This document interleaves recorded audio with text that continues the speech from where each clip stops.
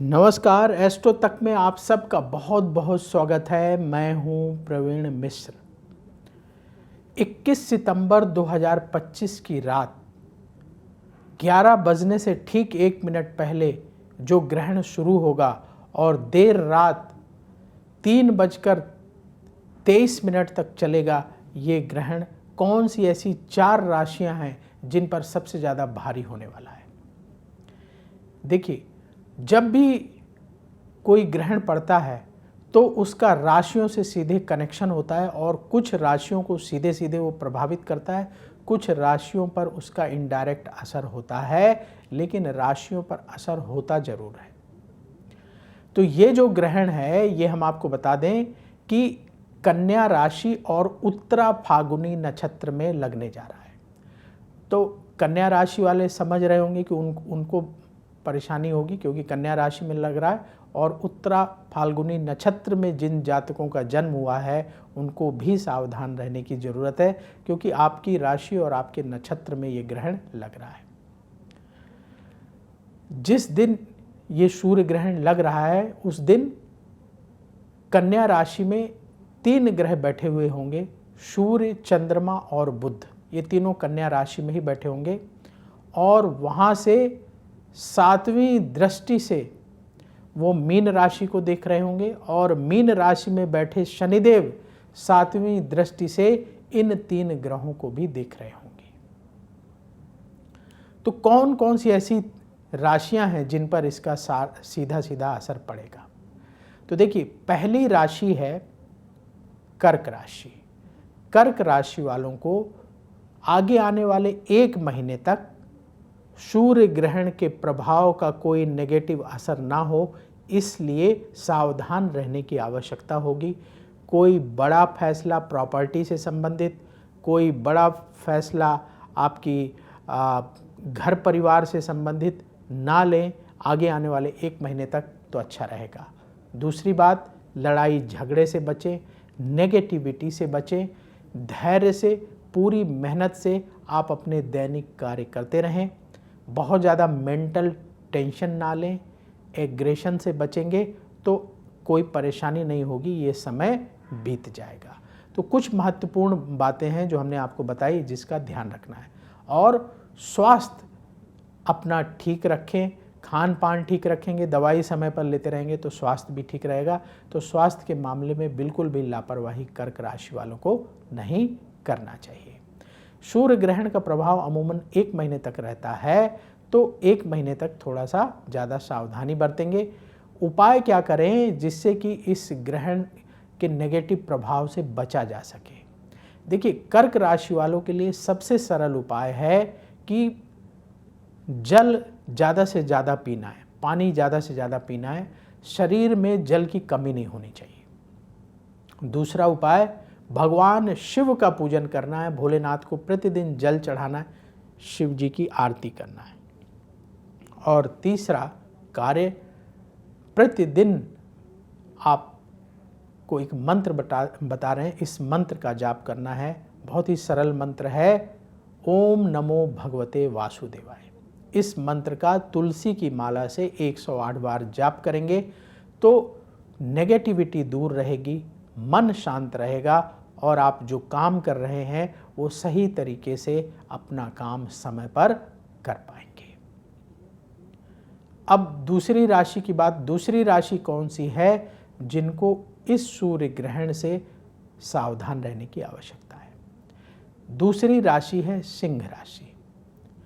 सिंह राशि के स्वामी भगवान सूर्य होते हैं और सूर्य पर ही ग्रहण लगने जा रहा है। तो सिंह राशि वाले आगे आने वाले 1 महीने तक अपने स्वास्थ्य का विशेष ख्याल रखें, खान पान में कोई गड़बड़ी ना होने पाए, इन्फेक्शन से संबंधित जो बीमारियां होती हैं उनसे बचने की सलाह होगी। और सिंह राशि वाले कोशिश करें, यदि आप जॉब करते हैं तो सीनियर अधिकारियों से मतभेद ना बढ़ने पाए। यदि आप बिजनेस करते हैं तो व्यापार में कोई बड़ा रिस्की डिसीजन आगे आने वाले 1 महीने तक ना लें तो आपके लिए अच्छा रहेगा। यानी सावधानी से अगले 1 महीने तक चलेंगे तो कोई परेशानी नहीं होगी, सावधानी हटी तो दुर्घटना घटी। तो इसलिए सावधानी बरतने की ज़रूरत होती है। जब हमारा समय थोड़ा सा कमज़ोर हो तो उस समय हमें अलर्ट होकर चलना चाहिए और अपने काम से काम मतलब रखना चाहिए। दूसरों से ना उलझें, ना दूसरों के काम में कमियां निकालें। इस बात का ध्यान सिंह राशि वालों को रखना बहुत ज़रूरी होगा।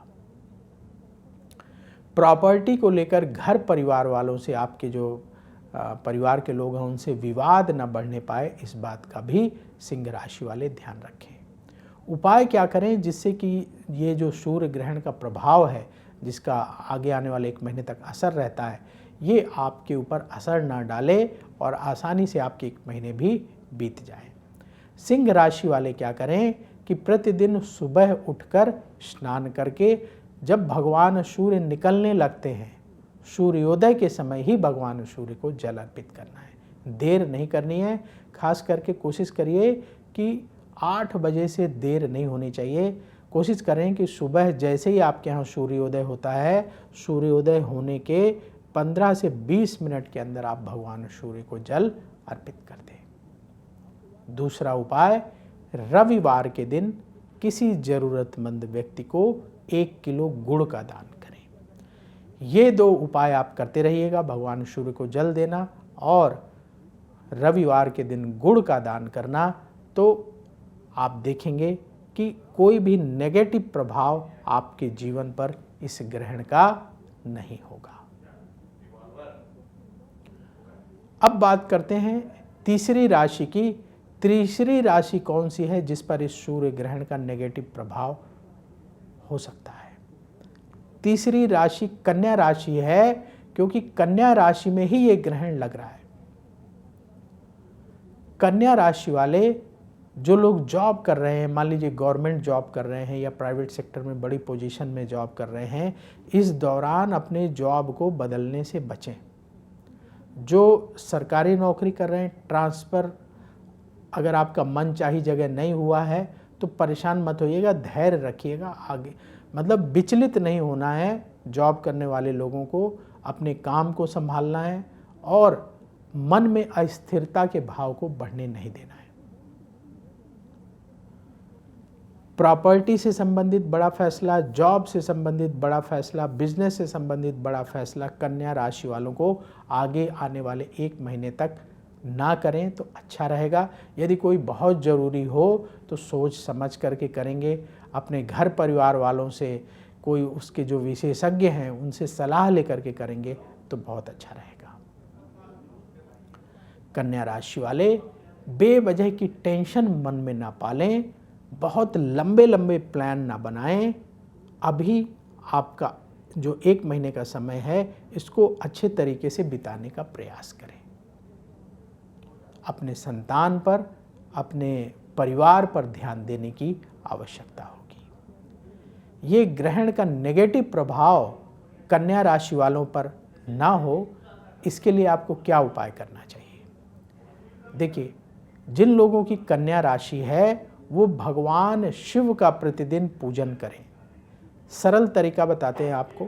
आप प्रतिदिन भगवान शिव के मंदिर जाकर के, जहाँ शिवालय हो, पूरे शिव परिवार का जल से अभिषेक करिए, बेलपत्र चढ़ाइए भगवान शिव को, तिलक लगाइए, अक्षत अर्पित करिए और आरती करिए। बुधवार के दिन भगवान गणेश को दूब अर्पित करें और बेसन के लड्डुओं का भोग लगा करके कम से कम 3 गरीबों को अवश्य प्रसाद बांटें। ये उपाय आप आगे आने वाले 1 महीने तक करते रहिएगा। भगवान भोलेनाथ की कृपा से, गणेश जी के आशीर्वाद से इस सूर्य ग्रहण का कोई नेगेटिव प्रभाव आपके ऊपर नहीं आएगा। आप सही तरीके से अपना काम करते रहेंगे और आपकी उन्नति होती रहेगी। पूजा पाठ करने से हमें पॉजिटिविटी की प्राप्ति होती है। जीवन के जो ये झंझावत हैं, इनसे लड़ने की शक्ति मिलती है। जो परेशानियां आती हैं ना, उनसे लड़ने की शक्ति मिलती है जब आप पूजा पाठ करते हैं। कोई भी पूजा पाठ करें, आप जिस भी देवी देवता को मानते हैं उनका पूजा करिए, तो उससे क्या होगा कि आपको पॉजिटिविटी की प्राप्ति होगी और आप सही फैसले कर पाएंगे। जीवन में फैसलों का बड़ा महत्व होता है। अगर हमने गलत डिसीजन ले लिया तो फिर दिक्कत होने लगती है। तो 3 राशियों के बारे में हमने बता दिया कि कौन सी 3 राशियां हैं जिनको बहुत सावधान रहना चाहिए। चौथी राशि है मीन राशि।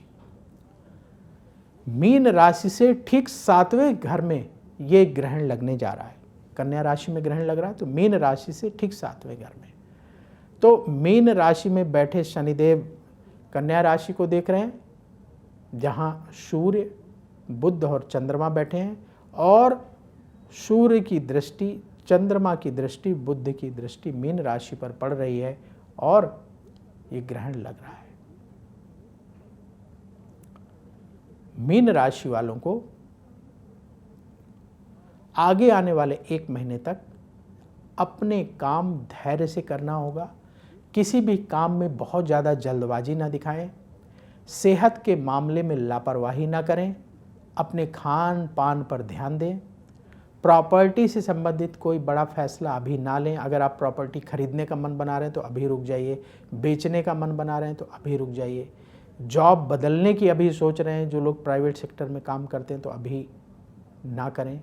जो लोग गवर्नमेंट सेक्टर में काम करते हैं, आपके लिए सलाह यह है कि सीनियर अधिकारियों से ना उलझें। जिन लोगों के साथ आप काम करते हैं, आपके कलीग हैं, उनकी बातों को बहुत अपने मन में हावी ना होने दें। नेगेटिविटी से बचें। कई बार जल्दबाजी में रिएक्ट करना उचित नहीं होता है। धैर्य रखिए, लोगों की बातें सुन लीजिए और जब सही समय आए तब आराम से जवाब देना चाहिए। क्विक रिएक्शन करना अभी मीन राशि वालों के लिए उचित नहीं होगा। अपने घर परिवार को समय दें। घर परिवार वालों की बातों को सुने, समझें और कोशिश करें कि आपके घर में किसी भी तरह की कलह ना बढ़ने पाए। कई बार हमारे व्यवहार से, हमारी बातों से हमें तो लग रहा हम तो ठीक बोल रहे हैं, लेकिन घर परिवार के लोगों को बात नहीं जमती है। घर में बेवजह नेगेटिविटी बढ़ती है, कलह होता है, वाद विवाद बढ़ता है।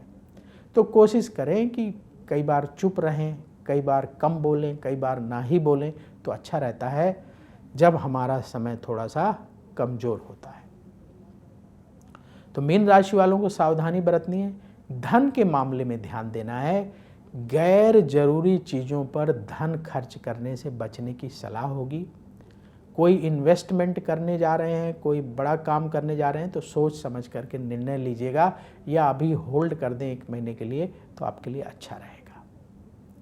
उपाय क्या करें मीन राशि वाले, ताकि ग्रहण का नेगेटिव प्रभाव आपके जीवन में असर न डाले, आपके कार्यों में असर न डाले। क्या करना है आपको?